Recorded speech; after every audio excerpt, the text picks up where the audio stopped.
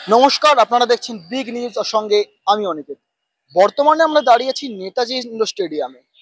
আগামীকাল আমাদের দেশের স্বরাষ্ট্রমন্ত্রী অমিত শাহ কিন্তু কলকাতায় আসছেন এবং কলকাতায় তিনি আমাদের যে নেতাজি ইন্ডোর স্টেডিয়াম সেখানে যে তাদের সভা করবেন।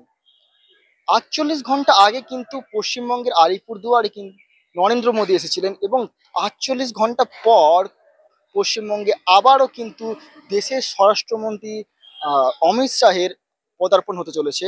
এখানে কিন্তু আমরা একটা দেখার বিষয় যে বারবার কিন্তু বিজেপির পক্ষ থেকে ভোটের বা অন্যান্য কোনো কারণে কিন্তু পশ্চিমবঙ্গে আসছে।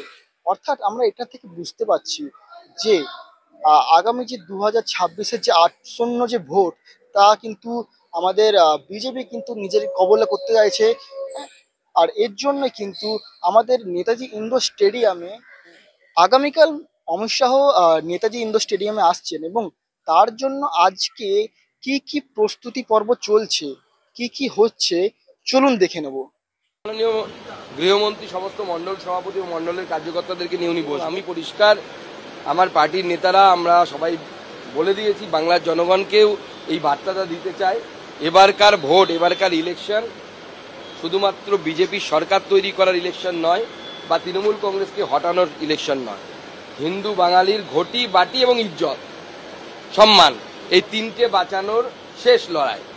এবার যদি আমরা না করতে পারি তাহলে আগামী দিনে মুর্শিদাবাদের মতো আপনার আমার বাড়ির বউ মেয়েদেরকে ছাদ থেকে লাফ দিয়ে পালাতে হবে ইজ্জত বাঁচানোর জন্য। জেহাদিদের